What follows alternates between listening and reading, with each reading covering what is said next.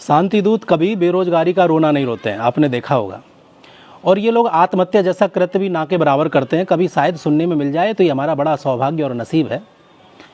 हिंदू के बच्चे बेरोजगारी का ही रोना रोते रहते हैं और ज़रा से दुखी होकर के आत्महत्या करने की बहुत सारी घटनाएं इनकी सुनने के लिए मिलती हैं।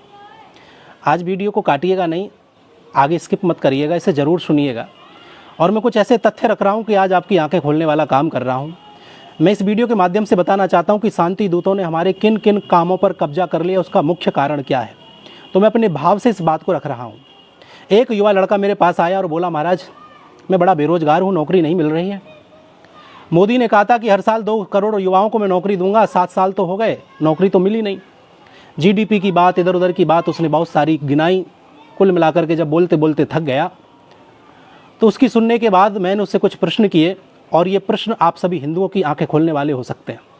और आपको समझना चाहिए मैं आपसे कहना क्या चाहता हूँ। समझदार के लिए सारा काफ़ी है। मैंने उससे कहा कि तुम दर्जी का काम कर लो, उसने मना कर दिया। मैंने कहा लेडीज़ ब्यूटी पार्लर खोल लीजिए, उसने ये काम भी करने से मना कर दिया। हलवाई का, बढ़ई का, लोहार का, वेल्डिंग का काम कर ले, इनमें से कोई काम कर सकता? बोले नहीं कर सकता।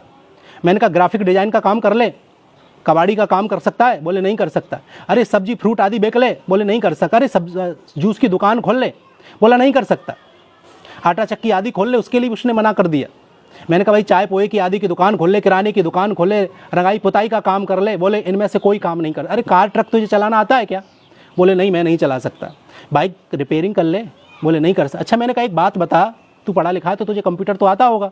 बोले कंप्यूटर चलाना मुझे नहीं आता। अच्छा अकाउंट का काम कर लेता है? बोले नहीं कर सकता।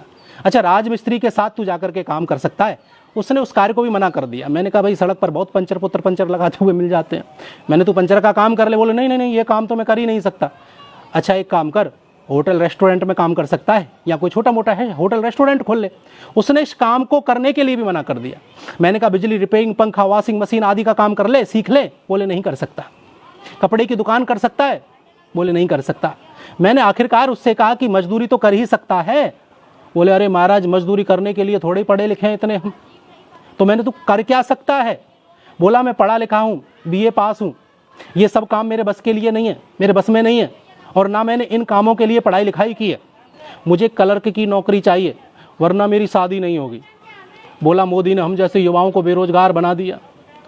आज के युवा में कहना चाहता हूं कि मेहनत करने के बजाय सरकार को गाली देना बेहतर विकल्प समझते हैं। काम तो चारों तरफ बिखरे पड़े हुए हैं, लेकिन काम चोर भी तो चारों तरफ हैं। काम चारों तरफ बिखरे पड़े हैं, शांति दूत इन कामों को झपट रहे हैं। मैं क्या कहना चाहता हूं, मेरे इन बातों से आप सब समझ रहे होंगे। इन शांति दूतों ने इन सब जगह कब्जा कर लिया। कारण क्या है? क्योंकि हम केवल 1-2 पैसे की नौकरी के लिए इंतजार करते रहते, बैठे रहते हैं। तो काम चारों तरफ बिखरे पड़े हैं, शांति दूत इन कामों को झपट रहे हैं। तुम तो सरकारी नौकरी के इंतजार में बैठे रहो बस। मैं आपसे प्रार्थना करता हूं मेरे भाई बहन, अपने बच्चों को शिक्षित के साथ साथ हुनरमंद भी बनाइए। ये सोचना बंद कर दो कि लोग क्या कहेंगे, सबसे बड़ा रोग क्या कहेंगे लोग, यह सोच हमें बर्बाद कर देगी। बच्चों को हुनर सीखने की सीख दो।